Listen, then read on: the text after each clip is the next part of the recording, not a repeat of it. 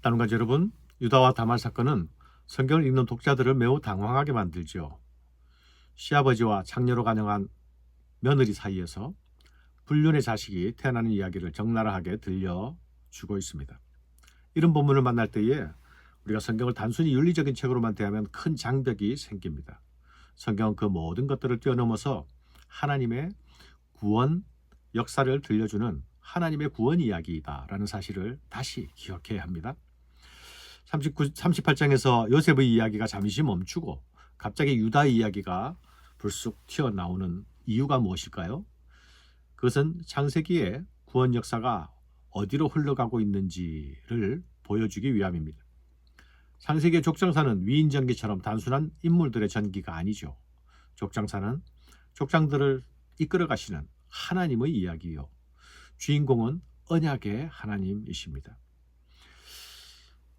그 언약의 하나님께서 시간과 세대를 따라서 언약의 계보를 이어가며 당신의 뜻을 나타내시죠. 창세기에는 요셉이 영웅처럼 우뚝 서 있는 듯 보이지만 언약의 계보는 유다를 통해서 흘러갑니다. 유다의 아들 베레스의 계보를 통해서 다윗이 나오고 다윗의 계보를 통해서 예수 그리스도가 오시지 않습니까? 38장의 본문은 유다의 실패에도 불구하고 다말의 결단을 통해 언약의 계보가 이어지는 이야기이죠. 유다의 실패의 내용은 무엇입니까? 그가 자기 형제들을 떠나 가나안 사람 히라와 어울리죠.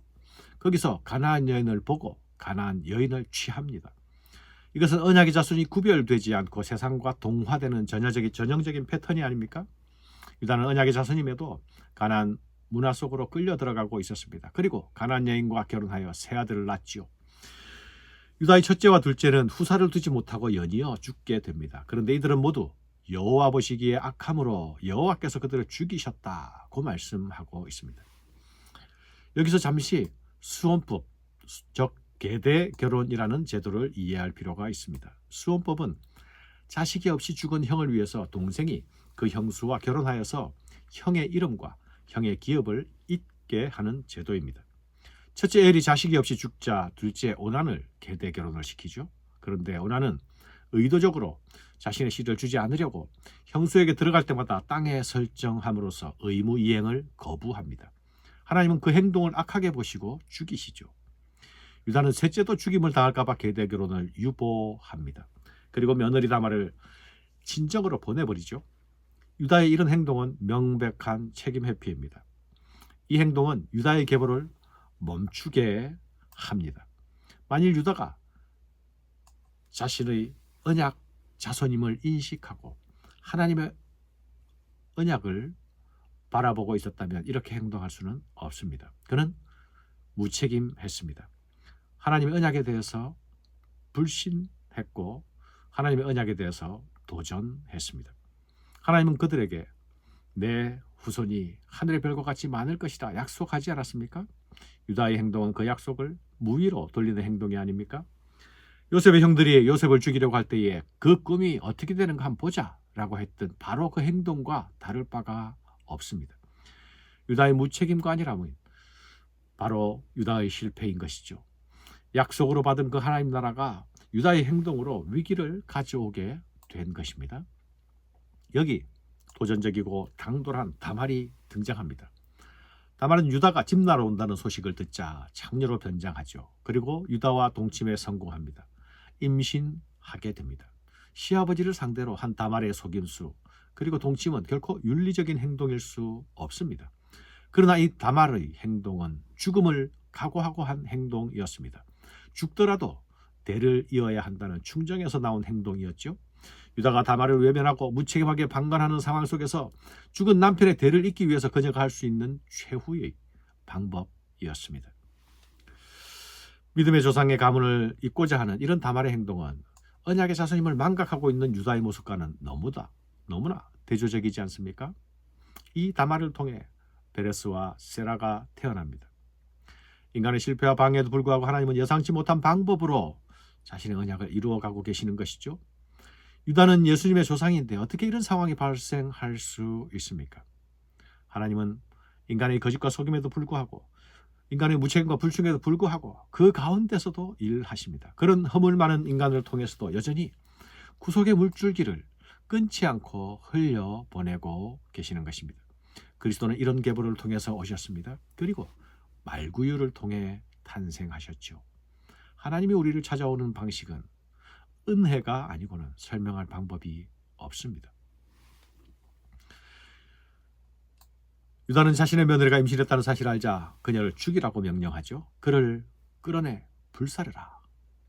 매춘으로 단정하고 화형하라고 명하는 것입니다. 유다의 이런 신속한 단죄에는 셀라를 주지 않은 자신의 책임을 덮고 다말을 제거해버리려는 의도가 있었을 것입니다. 그러나 유다는 자신이 만났던 그 장녀가 바로 며느리 다말임을 확인하는 순간 이렇게 말합니다. 그는 나보다 옳도다. 내가 그녀에게 내 아들 셀라를 주지 아니하였습니다. 여기서 나보다 옳다라는 말은 그녀는 나보다 의롭다라는 말입니다. 사랑하는 여러분, 유다는 실패자였습니다. 그러나 유다는 자신의 불의와 자신의 무책임을 공개적으로 시인합니다. 그는 나보다 옳도다라는 이 선언은 다말의 행동이 유다나 유다의 두 아이들과 달리 여호와의 눈에 정직했음을 입증합니다. 유다의 두 아들은 악함으로 여호와의 심판을 받지 않았습니까? 그녀에게 하나님의 심판이 뒤따르지 않는 점도 그는 나보다 옳도다라는 사실을 다시 확인해 줍니다. 이후 유다가 그녀와 다시 동침하지 않은 행동은 그가 진정한 회개와 변화가 있었다라는 사실을 암시하고 있습니다. 사랑하는 여러분, 하나님은 요셉이 아니라 유다를 언약의 계보로 선택하셨습니다. 유다는 실패한 자리에서 변화되고 있는 사람입니다. 그는 나보다 옳도다라는 선언은 그가 자신의 잘못을 솔직하게 인정하는 모습이죠. 그리고 이후로 창세기 44장으로 가면 그는 자기 가족을 위해서 대신 죽는 자리에 남겠다라는 자기 희생을 하는 모습으로 발전합니다. 내가 대신 남겠다. 내가 대신 죽겠다. 오늘 그가 나보다 옳도다라는 이 유다의 선언은 유다의 변화의 시작입니다. 사랑하는 여러분, 성경은 가장 빛나는 인물이 아니라 가장 변화된 인물을 통해서 약속을 이어가고 있죠.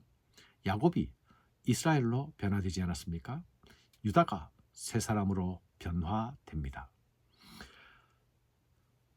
그가 나보다 옳도다라는 선언은 부끄러움에도 불구하고 책임을 지는 결단이 아닙니까?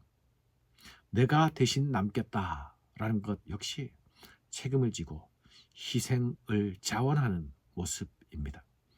하나님이 우리를 빚어가시는 자리는 무책임한 자유의 자리에서 자유에 대한 책임을 지는 자리로, 그 자유를 내가 아닌 타인을 위해 사용하는 자리로 부르신다는 사실을 다시 한번 기억해야 하겠습니다.